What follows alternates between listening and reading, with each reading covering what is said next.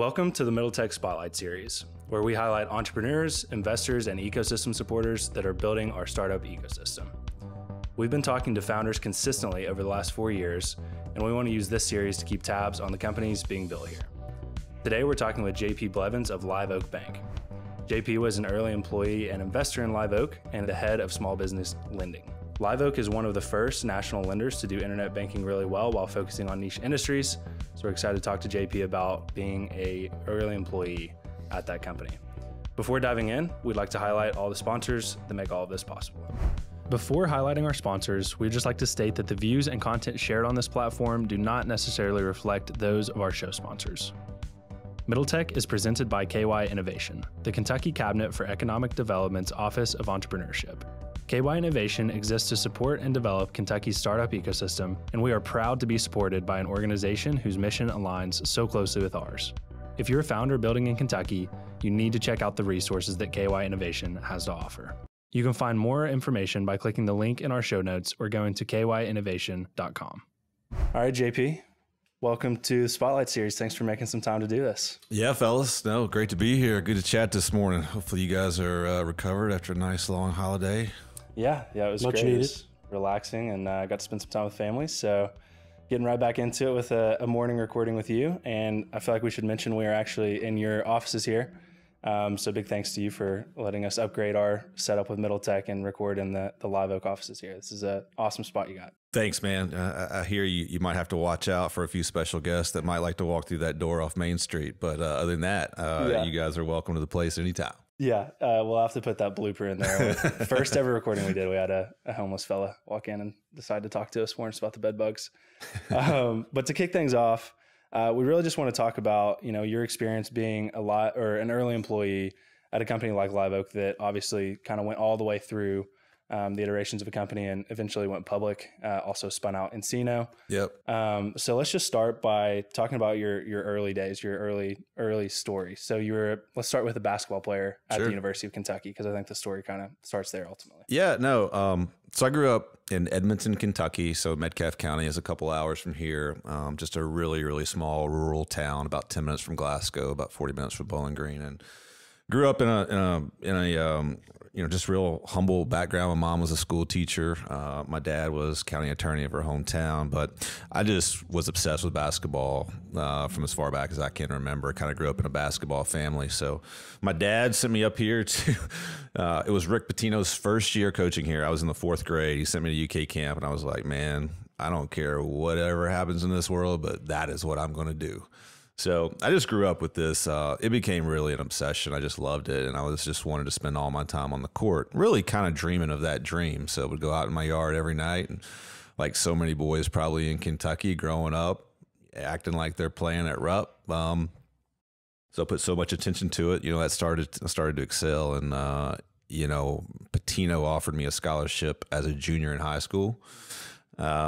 He ended up leaving my senior year of high school to go coach the Celtics, which was a huge bummer, big letdown, because I was super excited to go play in his system. And so I ended up playing all 4 years for Tubby Smith from 98 to 02, which now feels like 100 years ago. But I got the awesome, fortunate opportunity to live out truly my first dream.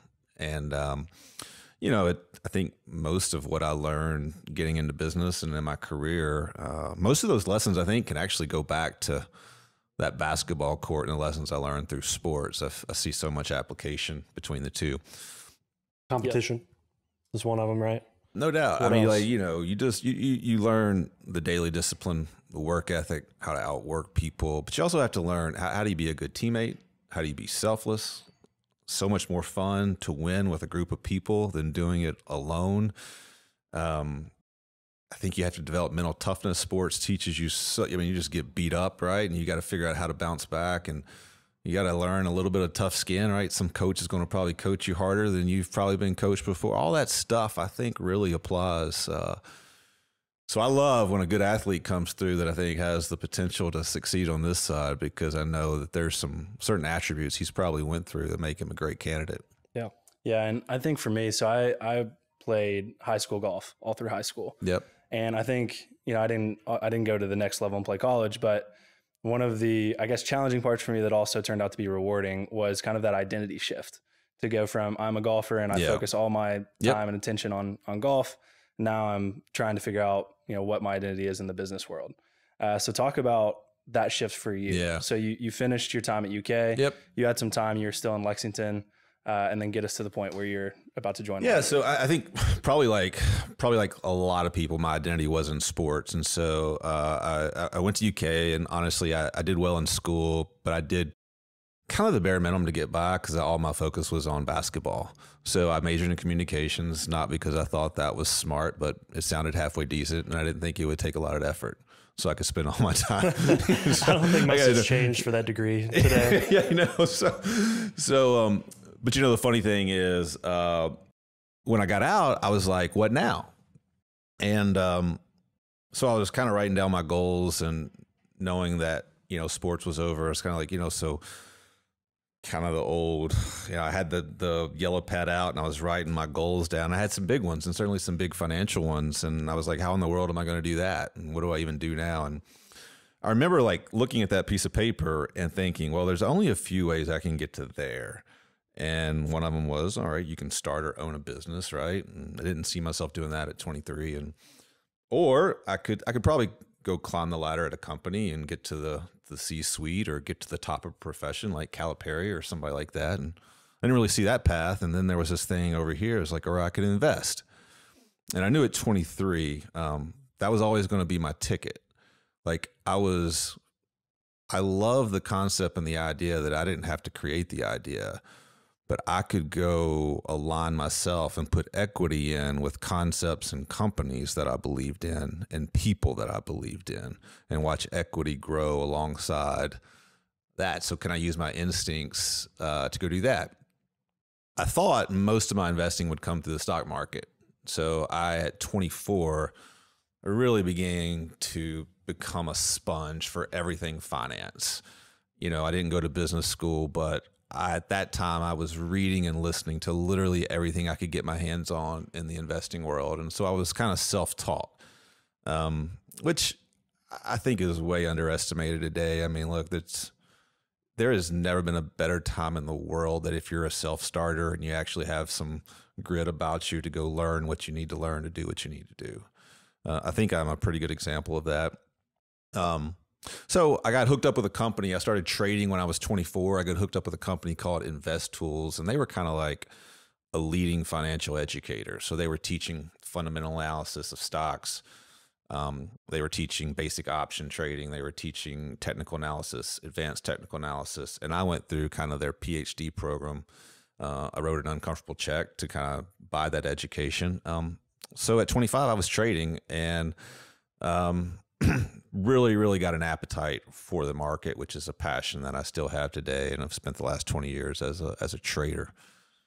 So I was working for myself at 26. I did like pharmaceutical sales right out of school to pay the bills. I was doing some sports camps here in town. And so then I'd been working for myself for 3 years. I was 28 years old. And one of my best friends is a guy that I met in college, and his dad, his name's Chip Mahan. And not a lot of people know Chip's story around here, but I think Chip is one of the top 3 entrepreneurs to ever come out of this state. I grew up in Frankfurt, and I can tell you more about Chip. But so Jim was his son. He said, hey, look, my dad is thinking about a new venture in Wilmington, North Carolina, this bank that kind of flips banking on its head a little bit. They're going to do small business lending nationally to only just a few niche industries, using the SBA product, but no branches. So I was financially savvy, but I didn't go to business school, right? I didn't have any banking background. So I was like, Jim, what the hell am I going to do at the bank? I mean, like, I've done pretty decent through my own investments over here. But he's like, so I had no intent of going down there. I was like, I love Lexington. I love Kentucky. My best friends are here. My mom's a couple hours down the road. This is my comfort zone. And, one advantage of playing at UK is, even though my career was a little bit of a roller coaster, is you got a little name recognition, and that helps, in town. So I would be giving up an advantage I have there to leave. But I had known what his dad had done. So I just said, hey, Jim, what do you think I don't think I can come down there and work, but man, do you think you would let me invest in the bank? He's like, well, I don't know. I'm happy to set the meeting up. So at 28, I fly to Wilmington, North Carolina. I had never met his dad, a successful entrepreneur that had started a few companies, taken them public.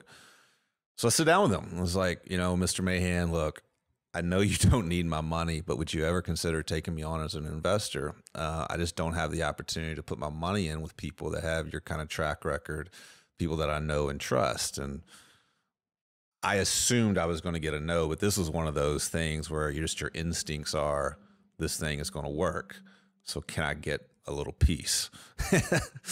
So he says, let me think about it. So I come home, I hadn't heard from him in 3 or 4 days.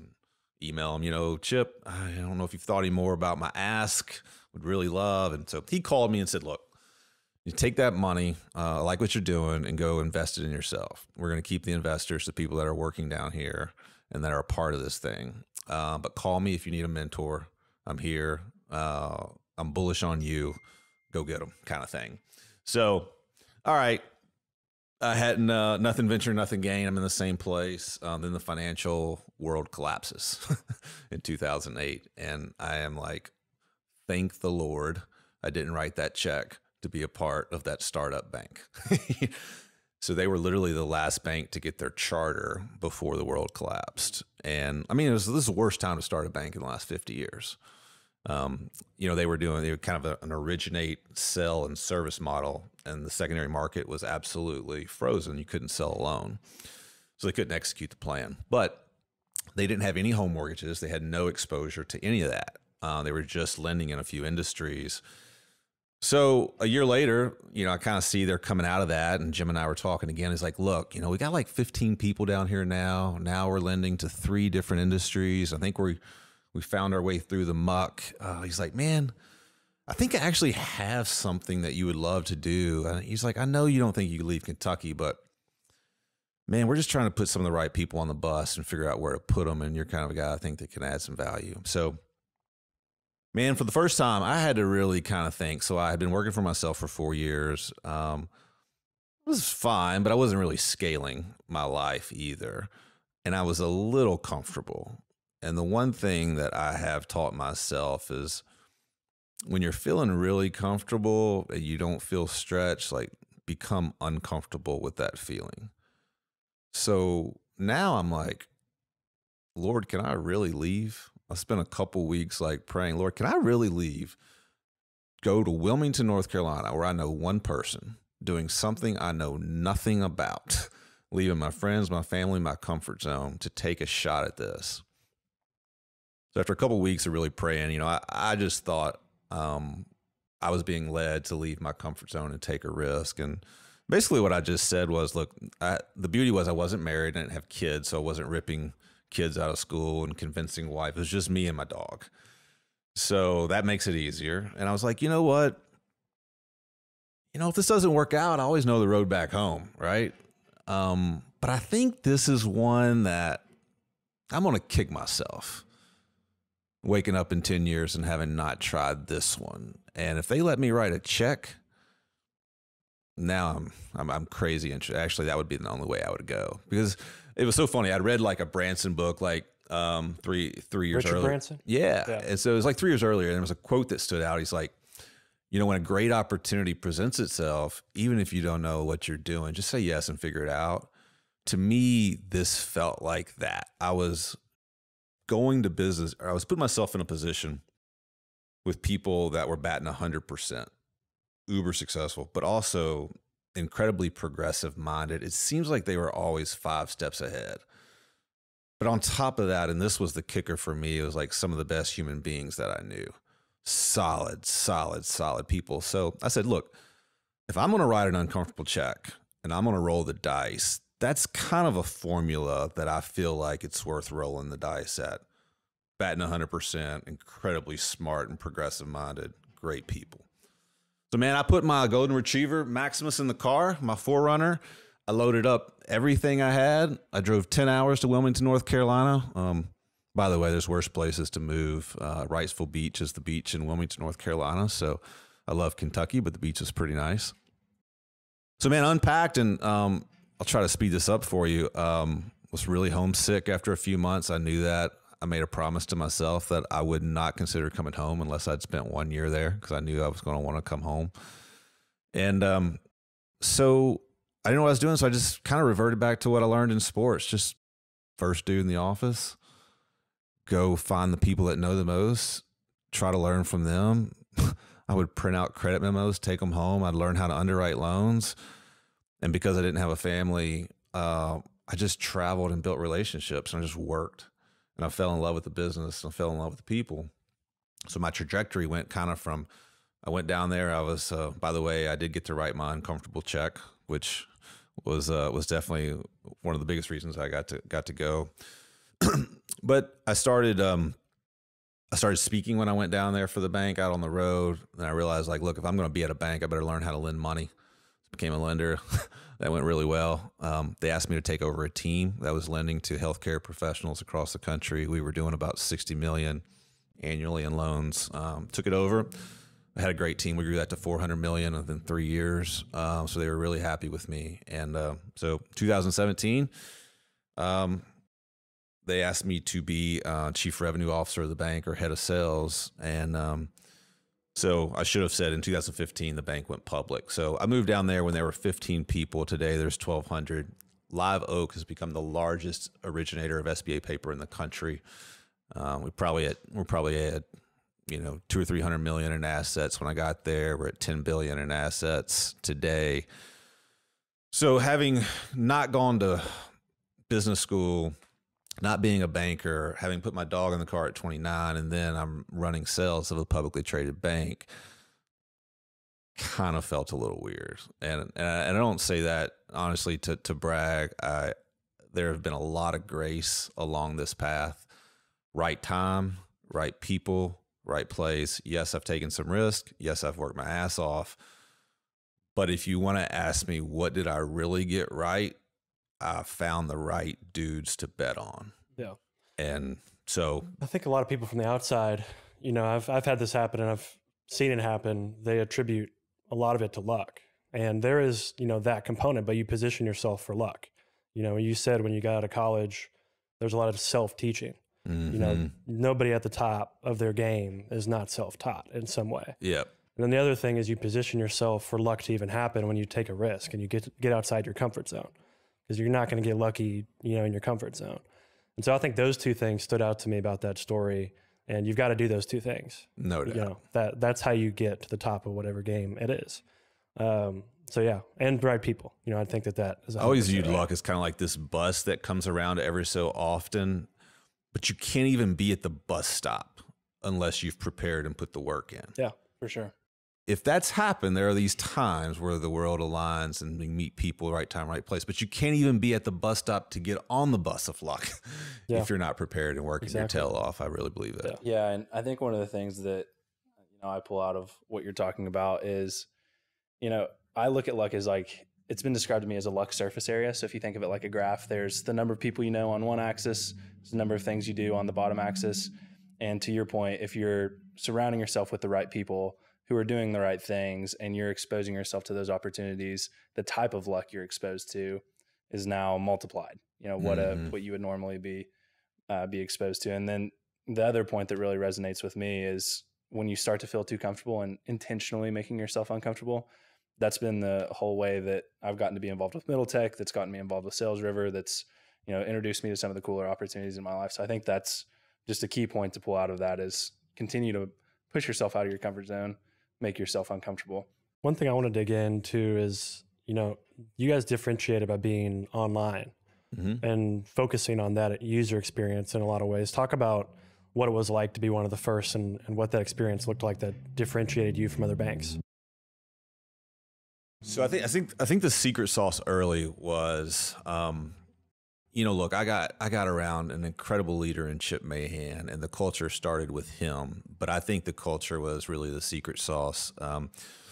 So when you're sitting around, there's 15 people, and you're lending to a couple industries, and everybody gets access to the founder. He really sets the tone.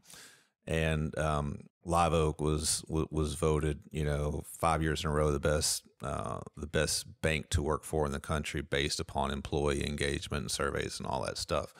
And there's a lot of reasons for that. You know, I can think of, so a typical bank, right? You know, you go in, you know, maybe sometimes a little stodgy, pretty tight, buttoned up. We kind of flipped all that on its head. You know, mostly commission sales guys all around. Culture, maybe not the best. Antiquated systems, antiquated technology, antiquated processes. So we're in Wilmington, North Carolina at the beach, 15 of us. And our dogs come in the office with us, and we're wearing shorts and flip-flops. And we're lending serious money, but we don't have walk-in clients, so we don't have to. But that kind of casual workplace allowed a workplace to really be like, look, we're going to work really hard, but you don't really have to try to be anybody you're not. You can also be comfortable in who you are and go do good work. Your output doesn't depend on you having some really tight lace shoes and that kind of thing. And then you said, all right, well, what if everybody here actually wrote a check and owns a part of this, as opposed to a bunch of commission sales guys competing against each other? That was a flip banking on its head moment. And we don't have to have branches across the country. If we build software that allows transparency into where your loan is in this process, and we do that more efficiently than anybody else, isn't the world going digital anyway? So you have to remember, in 2008, branches were still being built. I mean, people thought like the way you grow banking is to go grow branches. We were like, no one's going to walk into a branch in 20 years. But this is the brilliance of Chip Mahan, being able to see 15, 20 years down the road of where the puck is going before the puck even started sliding. So, you know, we always talk about the three-legged stool, and this is easy to say and hard to do, but, you know, in a company, you have your people, you have your customers, and you have your investors. And a lot of people say, you know, we'll start with our people, but they're really making sure the investor is happy. Chip's approach was, if I can love my people enough and give them the best of the best workplace environment, the best resources, let them bring their dogs to work, have the best restaurant in town, the best facilities, they will go out of their way to make sure the customer feels like they are the only customer. And if you get 1 and 2 right, the investor will be just fine.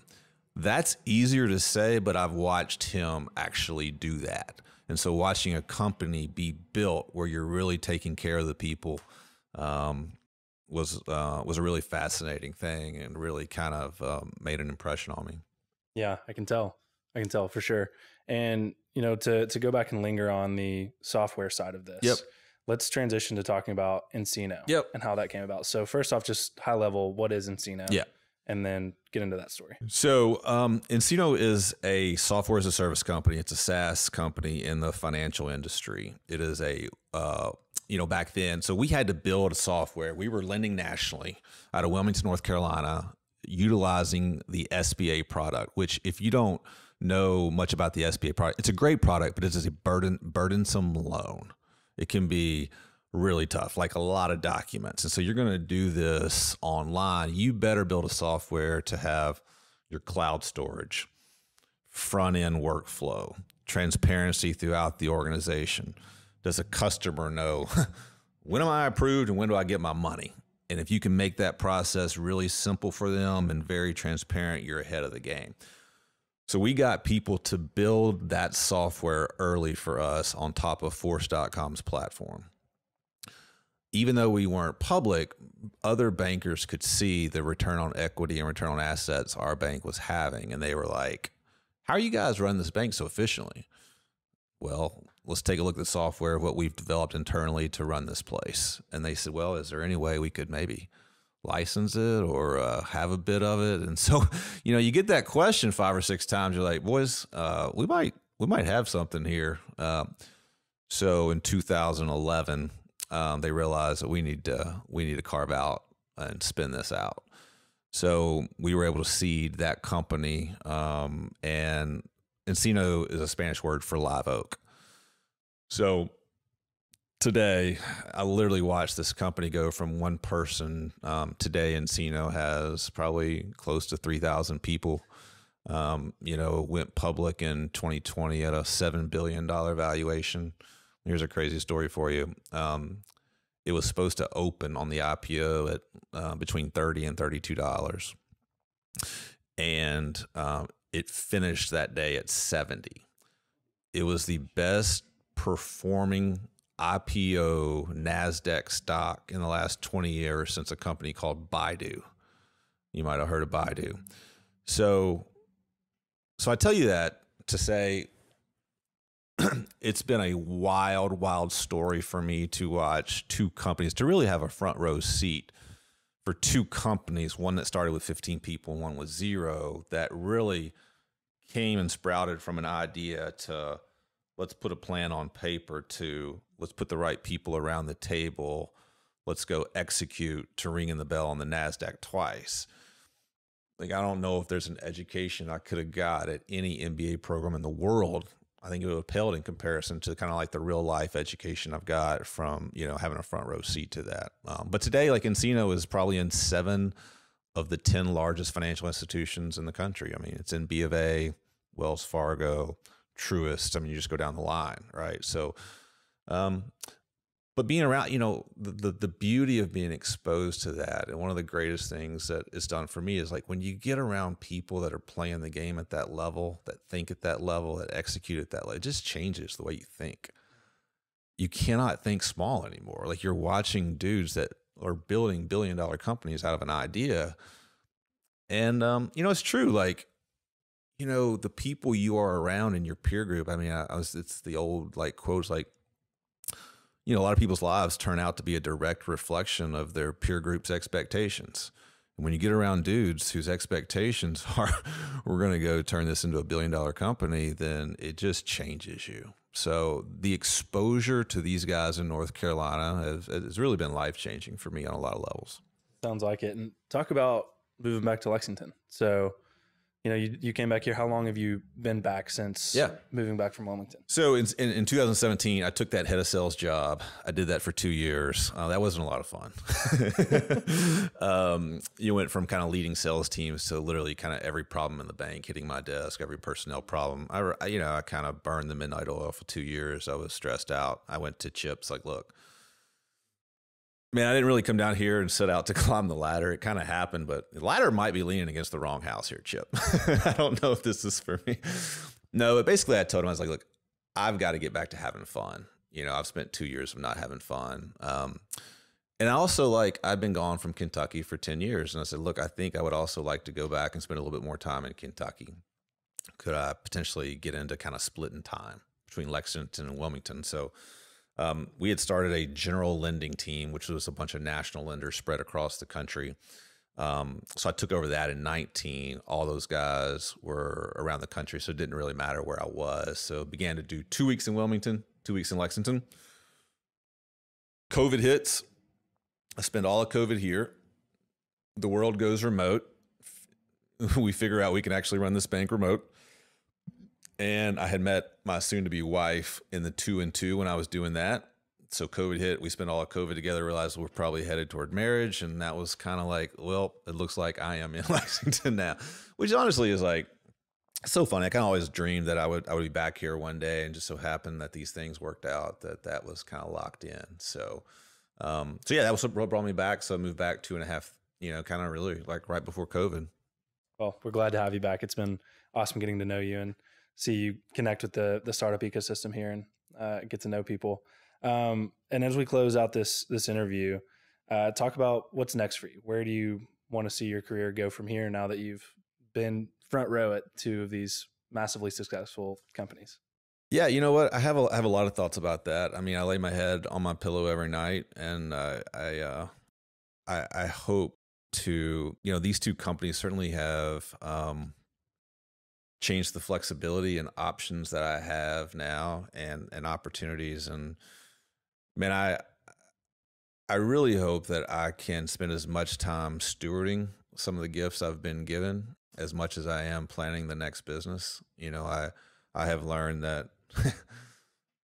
the giving side of, having, hitting a couple of licks, but then being able to focus on things that stir your heart, that you really care about, that you want to go spend time and energy to try to help. That does way for my heart, does way more for my heart and soul than any personal achievement has ever done.